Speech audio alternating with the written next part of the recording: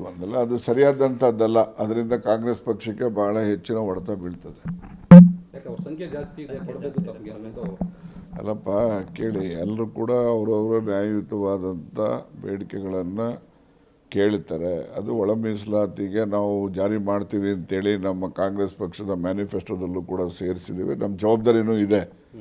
ಆದರೆ ಸರ್ವಸಮ್ಮತ ಅಭಿಪ್ರಾಯ ತೀರ್ಮಾನ ಮಾಡೋದರಲ್ಲಿ ನಮ್ಮಲ್ಲಿ ಒಂದು ಗೊಂದಲ ಉಂಟಾಗಿರ್ತಕ್ಕಂಥದ್ದು ಸರಿಯಾದಂಥದ್ದಲ್ಲ. ಅದನ್ನು ಆದಷ್ಟು ಜಾಗ್ರತೆ ನಮ್ಮ ಪಕ್ಷದ ಮುಖಂಡರುಗಳು ಬಗೆಹರಿಸ್ತಾರೆ ಅಂತೇಳಿ ವಿಶ್ವಾಸ ಇದೆ. ಅಲ್ಲ, ಕಾಂಗ್ರೆಸ್ಗೆ ಹೊಡೆದ ಬೀಳುತ್ತೆ ಅಂತ. ಅದರಿಂದ ಹೊಡ್ತಾ ಇದೆ, ಇಲ್ಲ ಅಂತ ಯಾರನ್ನ ಹೇಳಿದ್ರೆ ಮೂರ್ಖರು ಅಷ್ಟೇ. ಮತ್ತೆ ಮ್ಯಾನಿಫೆಸ್ಟೋದಲ್ಲಿ ಯಾಕೆ ಹಾಕಿದ್ರು ಹೊಡ್ತಾ ಇದು ಅಂತ ಗೊತ್ತಿದ್ರು? ಅಲ್ಲ ರೀ, ಅದು ಅವರ ಬೇಡಿಕೆ, ಒಳ ಮೀಸಲಾತಿ ಬೇಡಿಕೆ ನ್ಯಾಯಯುತವಾಗಿದ್ದೆ. ಅದನ್ನು ನಾವು ಜಾರಿ ಮಾಡಬೇಕು ಅಂತಕ್ಕಂಥದ್ದು ಕಾಂಗ್ರೆಸ್ನ ಇಂಗಿತ. ಅದನ್ನು ನಾವು ಮಾಡ್ತೀವಿ ಅಂತ ಹೇಳಿದರು. ಅದನ್ನು ಮಾಡೋವಂಥ ಕಾಲದಲ್ಲಿ ಒಂದು 2-3 ಬಾರಿ ಬದಲಾವಣೆಗಳೆಲ್ಲ ಮಾಡಿಬಿಟ್ರು.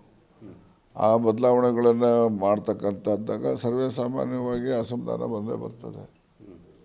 ಆ ಸಮುದಾಯ ಜಾರಿ ಆಗದೇ ಇದ್ರೆ 4 ಕೆಟಗರಿಯವರು ಅಸಮಾಧಾನ ಇದ್ದಾರೆ ರೀ. ಯಾರು ಒಬ್ಬರು ನಮ್ಗೆ ಅನುಕೂಲ ಆಗಿದೆ ಅಂತಕ್ಕಂಥ ಭಾವನೆ ಯಾರಲ್ಲೂ ಮೂಡಿಲ್ಲ. ನೋಡಿ, ಅಲ್ಲಿ ಬಂದು ಪಾಪ ಹೆಚ್ಚು ಅನಾನುಕೂಲ ಆಗಿರೋದು ಪಾಪ ಈ ಅಲೆಮಾರಿಗಳಿಗೆ. ಅವ್ರುಗಳ್ನ ಕೇಳೋರೇ ಇಲ್ಲ ಅವರಿಗೆ. ಪಾಪ ಅವರು ಎಲ್ಲ ಬಂದು ಟಿಂಗನ್ನು ಬಾಡಿಸ್ಕೊಂಡು ಎಲ್ಲ ಅಲ್ಲಿ ಫ್ರೀಡಮ್ ಪಾರ್ಕಲ್ಲೆಲ್ಲ ಕೂತ್ಕೊಳ್ತಾರೆ. ಅದಕ್ಕೆ ಯಾರು ಸ್ಪಂದನೆ ಆಗ್ತಾಯಿಲ್ಲ. ಇವತ್ತು ರಿಸರ್ವೇಷನ್ ಏನಾದರೂ ಕೊಡಬೇಕು ಅಂದರೆ ಮೊದಲು ಅವರು ಕೊಡಬೇಕು.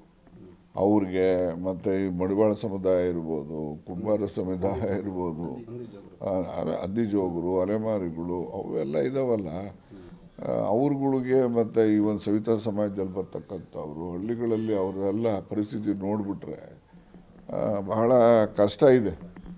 ಅಂಥವ್ರಿಗೆ ನಾವು ಸಮಾಜದಲ್ಲಿ ಮೇನ್ ಸ್ಟ್ರೀಮಿಗೆ ತರಬೇಕು. ನಾವು ಬರೀ ಹೊಟ್ಟೆ ತುಂಬ ಊಟ ಮಾಡಿದವನೇ ಹೋರಾಟ ಮಾಡೋದಲ್ಲ, ಊಟ ಇಲ್ದಿರೋರ ಬಗ್ಗೆನೂ ಯೋಚನೆ ಮಾಡಬೇಕಲ್ಲ. ಅದರಿಂದ ಅದು ಒಟ್ಟಲ್ಲಿ ಮೀಸಲಾತಿದ್ದು ಒಂದು ಗೊಂದಲದ ಗೂಡು.